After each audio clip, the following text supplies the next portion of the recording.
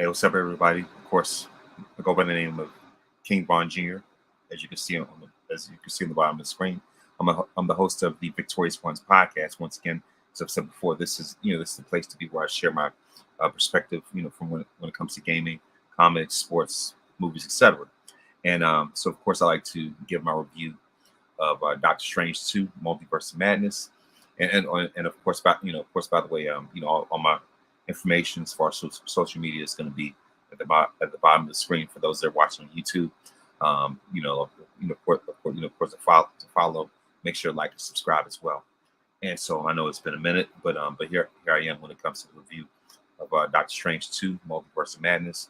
And funny thing is, I think it's pretty funny that the acronym is MOM because it came out on Mother's Day weekend. So anyway, of course, this once again, this is the sequel to obviously Doctor Strange 1, hence the name, and it's of course, as we all know, it was directed by none other than Sam Raimi, one of the you can say one of the kings when it comes to directing horror movies, and so of course, for those that are familiar with with Sam Raimi's body of work, once again, like I said, he's very very synonymous when it comes to horror movies. Hence, obviously, the Evil Dead series, and he was also the one that directed the original Spider-Man trilogy. And so with that being said, because this is an MCU movie, you figured that he was gonna, I guess get away with certain like use certain liberties when it comes to of course when it comes to the gruesomeness, when it comes to the horror, and as I saw this, I felt like there's part of me that felt like felt like this movie definitely would have that definitely would have felt bigger, especially if it came out during October. Since the funny thing is, the first Doctor Strange movie actually came out in October, like October 20th or something. And of course, of course, with that being said, but the thing about this movie is that it takes all the crazier sort of trippier elements of Doctor Strange and amplifies it to a whole nother level. And when and when it comes to Phase 4, moving forward, especially with the fact that Marvel is focusing a lot on on the Disney Plus series, such as What If and WandaVision, things like that. So now it's gotten to the point where they're pretty much expecting the fans to to do their own homework. In other words, expecting them to follow, at least to keep up when it comes to those series. So it's just like you just can't go into these movies, just pretty much like blindly or anything like that. So like I said, so now it's got to the point where you really have to do your homework. Meaning, in order to really get an understanding, like for one, not only would you have had to have seen the first Doctor Strange movie, obviously, but also to keep up, also it's important for those that aren't familiar, obviously to see What If, to see WandaVision, as well as Spider-Man No Way Home. Because the fact that Doctor Strange was very pivotal, but because of the fact that Doctor Strange played a very pivotal role in No Way Home, obviously, when it comes to multiverse. And so, with that being said, the movie starts off with America Chavez and the Doctor Strange variant, running through like it's sort of like the mirror dimension or something like that, and at least running through the multiverse, if you will, and they find themselves in New York. And the only thing about that is that is that the variant that America Chavez, the Doctor Strange variant that she was with, ended up dying, and then and then we see, so like 616, our version, the original MCU version of Doctor Strange at Christine's wedding. You know what I mean? And so with that being said, I would say that it just I'll say like this, even though it's not like a blatant what if reference, but at the same time I still see the theme of it. It just goes to show that no matter what Stephen Strange does, no matter what universe he's in, he can never get the girl. And it's pretty obvious in this scene, and it's just like Doctor Strange catching L after L, and the thing about it is that during the wedding, there's like guess it's like another doctor or something, that's sitting next to him, and so talking about how it just really just giving him a hard time about the whole 5 year blip situation, and pretty much how Doctor Strange could have done things differently, and in regards to what happened with Thanos, and so like I say, like I said, it's bad enough that he already caught an L, when it came to Christine, that didn't work out. So now it's just like so now it's to the point where it feels like it feels like he's being kicked while he's down. You know what I mean? And so and even with that, there was a very pivotal quote that Christine made. She said the thing about sorry about that. She said the thing about really just told Stephen about who he really is. So she said the thing about you, Stephen, is that you always like to have a knife. In other words, you always like to be in control. And so she said, so of course she said that, sorry about that. She said, Stephen, the thing about you is that you always like to have the knife. That's the thing that I can respect you for, but it's not the thing that I can love you for. And I was like, wow, that was a burn right there. You know what I mean? If anything, that was certainly a very humbling quote, if you will. But even of course, but of course, even with the wedding, sorry about that. Even the thing about it is that even of course, even sorry about that. Even with the wedding, that there's a of course New York. Even with the wedding, New York is also ends up finding themselves under attack once again. This time by by this like Cyclops octopus monster, whatever, which is actually one of Doctor Strange's villains, named Shuma Gorath or something. And so and this scene, like of course, I feel like not only is it from the comic book, but it definitely has Sam Raimi's name written all over it, with the way that Doctor Strange split that up. So, with obviously in the scene let me slow down. Obviously in the scene where Doctor Strange splits the bus in half, but also with sorry, not only with what he did to the bus, but also with the way they killed that monster by by ripping his eye completely out. You know what I mean? And the thing is, especially when it comes to the Disney MCU standards, sorry about that. And the thing is, even when it comes to, even when it comes to like the standard Disney MCU standards, that was pretty graphic in and of itself. And so after that, Strange has a conversation with America Chavez. Excuse me. And the thing about America is that her power is that she's able to travel through different multiverses. So she has, so of course they have a conversation about the multiverse, and Doctor Strange tells her about, of course, he tells her about Spider-Man and everything like that. And so of course after that, he ends up meeting Wanda, and asks her, ask her about her expertise when it comes to the multiverse. And of course, once again, this is where it's important to go back and watch What If, I mean, not just what, well, really, not just what, not so much What If, but really, especially when it comes to WandaVision,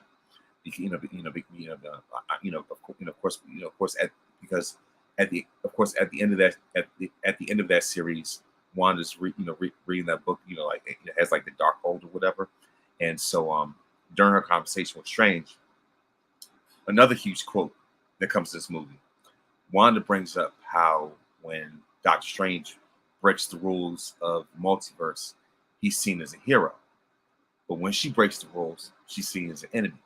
So this, and this speaks to certain double standards. But at the same time, as you watch this movie, is that like I see the main theme when it comes to Multiverse of Madness is not only how crazy the multiverse is, but just it just goes to show the show the progression, or at least Wanda's descent into madness after what happened with Vision, after what happened in WandaVision, you know, and and once again, it just speaks to um, the lingering effects of her grief and how she's not able to handle grief um, well at all. She's terrible at handling grief to the point where she held an entire town hostage, all because she lost the love of her life, who was a robot. You know what I mean? I mean, so like I said, like I said, in the fact that going into this movie, um, there were a lot of people that weren't too sure who the main villain was. Everybody knew that she would play a pivotal role in this, but to see that she is the most constant villain all throughout this movie, and at this point, obviously for those who've seen WandaVision, she's not just Wanda, she's full blown gone to Scarlet Witch mode, and all throughout this movie it's pretty obvious, all the way to and you know and of course another thing that really sticks out is the fact that Doctor Strange went to seek help from the person that ultimately wanted to destroy him, as well as who ultimately not only wanted to destroy him, but also especially to destroy America Chavez, because because of how she's able to go through different multiverses, and and that's something that Wanda obviously want to use for her own advantage when it comes to destruction. And so so I'll say like this. Another thing I noticed is that this, like I see, and of course, like I said, not to, for me, not to jump the gun, not to jump the gun when it comes to this.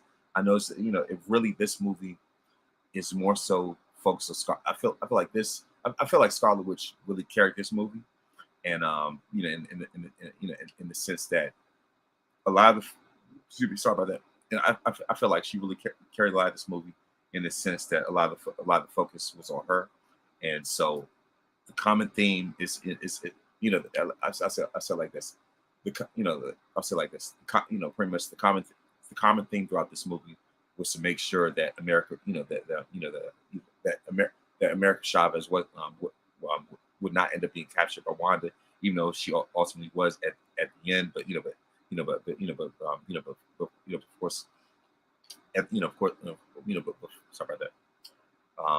Even though later on I don't want to spill too much, but even though let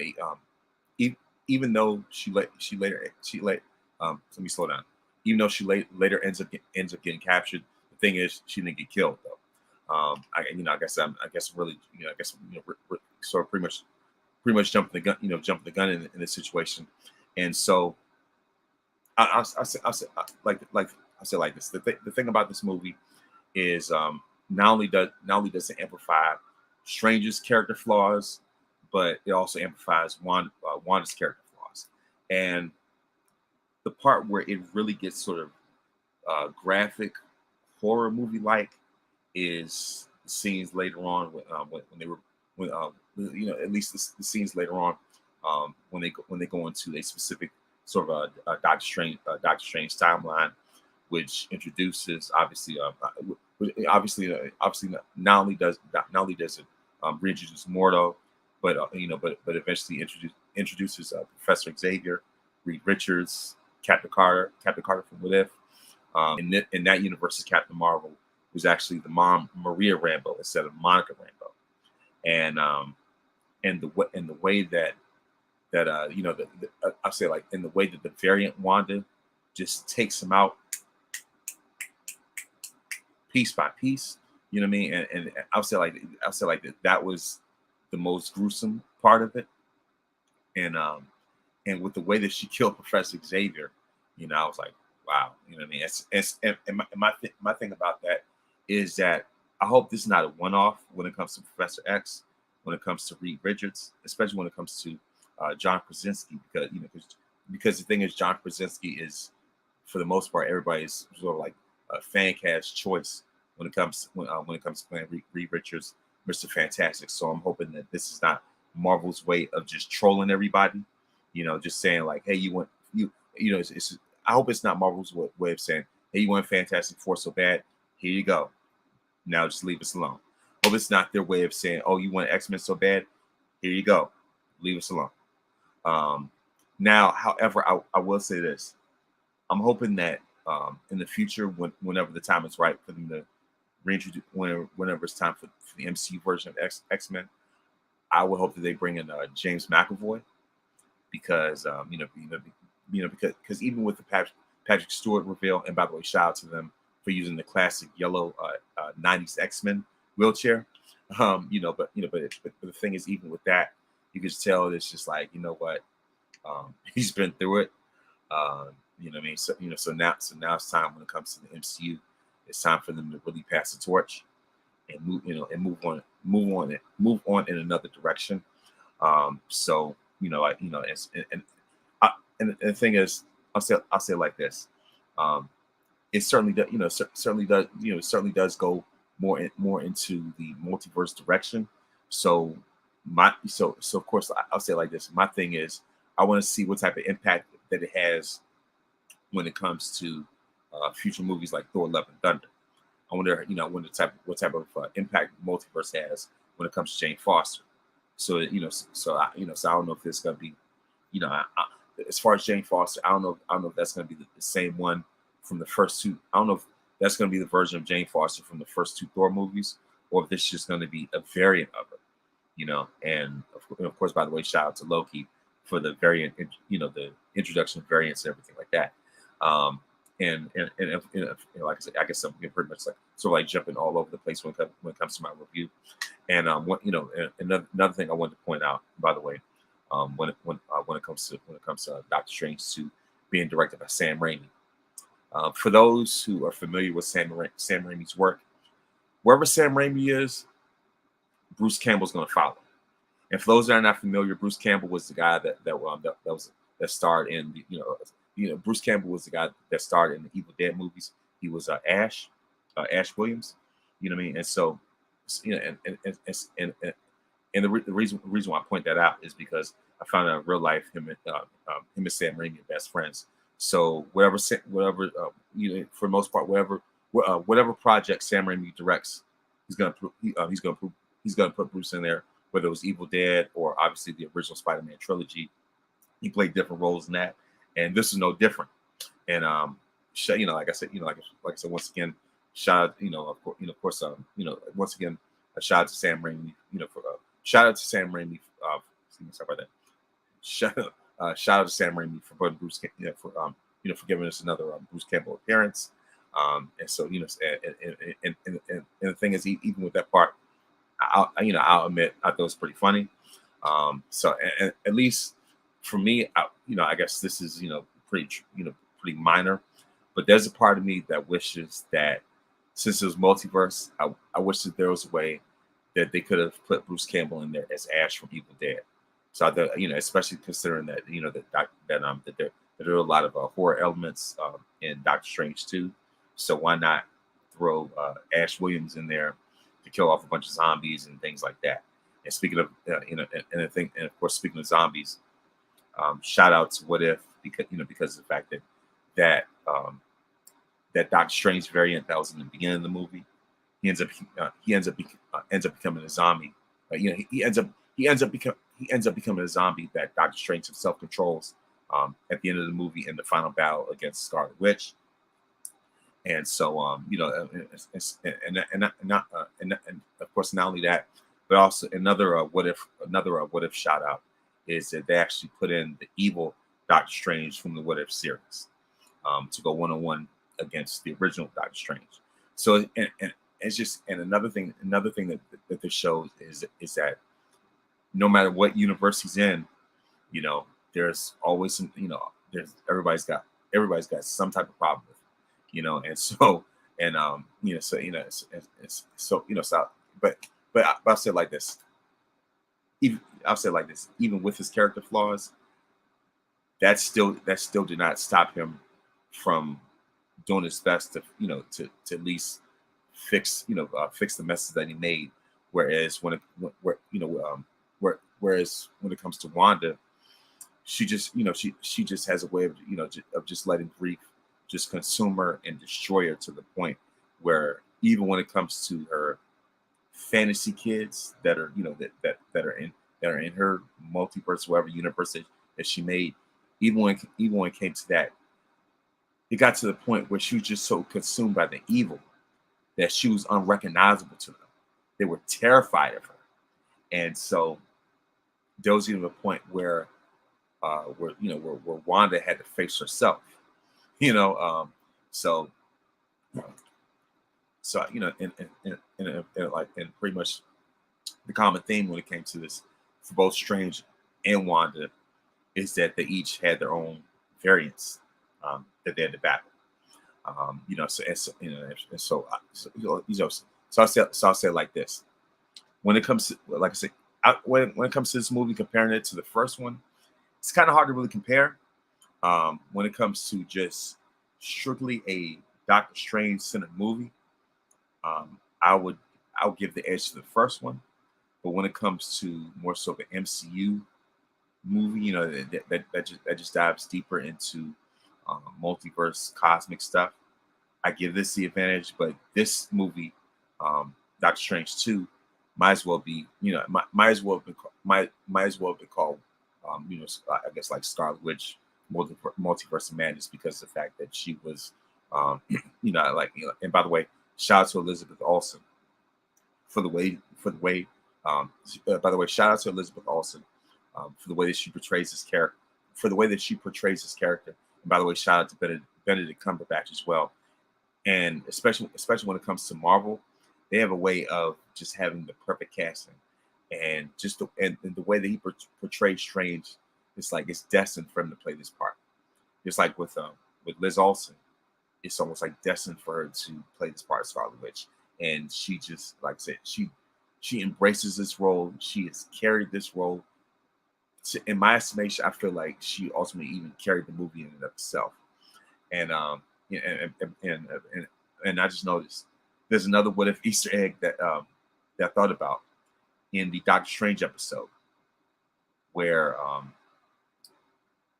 he has the final battle against himself, and they had the car that he was in an accident with. And I'll say like this: if you look carefully in that scene, if you look carefully, you see that same car that's floating, that same damaged car that Doctor Strange was in the accident, that Doctor Strange and Christine were in the accident with.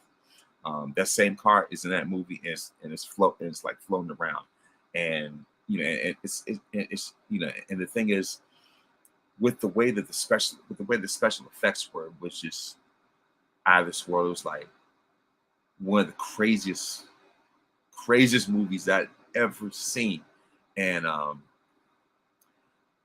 like I said, not only was his final battle against Scarlet Witch, just cinematically epic, but even the battle that he had against himself, and to see him going to that what if, to see Doctor Strange going to that dimension from what if, where the evil Strange was trapped in after he lost, and to see that play out in live action. Like I said, it was absolutely incredible, and and of course, it's pretty obvious that they're going to they're going to end up doing a Doctor Strange trilogy, and so it's. But I'll say it like this: I guess they're making more, at least slightly more progress when it comes to the direction, especially when it comes to multiverse. We still haven't gotten like we still haven't gotten like a more of a solid, concrete vision of where they're going to go in the future, when as it pertains to the build up to I guess like I said that we haven't really got too much of a concrete blueprint vision when it comes to when it comes to how they're going to move forward, how they're going to move forward in regards to like King the Conqueror and things like that. Obviously, we saw him in Loki, but at the same time, We still haven't seen too many seeds planted, even even with the post credit scenes. The first post credit scene is just going into Doctor Strange 3. You know what I mean? So but it's just like at the same time, like I guess that's probably like my one of my biggest gripes when it comes to this is that is that we have yet to see that true like that us we haven't really seen that true sort of like strategic build up the way that we did in from phases 1 through 3. So like when it came to phase 1, the original build up was for the recruitment of the Avengers, and then even after the Avengers, ultimately, everything else, the build-ups from phases 2 through 3 were ultimately going to lead to Thanos. With that, if as far as phase 4, when we see Shang-Chi, when we see Eternals, No Way Home, even with this, it's like everything still still sort of has like their own sort of, I guess, pretty much still has kind of like their own thing going on. But not, not like any real major hints into the future. So I'm looking forward to, like I'm not gonna hold my breath about it, but I'm looking forward to what else, that they're gonna do when it comes to Thor: Love and Thunder. When it comes to like the Miss Marvel series or She-Hulk, how the rest of those seeds are gonna be planted. So with this, I'd probably give it about a 7 out of 10. At least at the most. I mean, yes. So of course, like like I said, it's like I said, it certainly had a way of of diving deeper into sort of like multiverse elements, but at the same time, but at the same time, I still prefer Spider-Man No Way Home over this. So that's just my thing. So so of course you can follow. So of course, that, like I said, that's just my take. So thank you very much for watching this. Make sure to like and subscribe for more of this content, and I'll definitely make sure to leave social media handles at the bottom for this description. Thank you very much.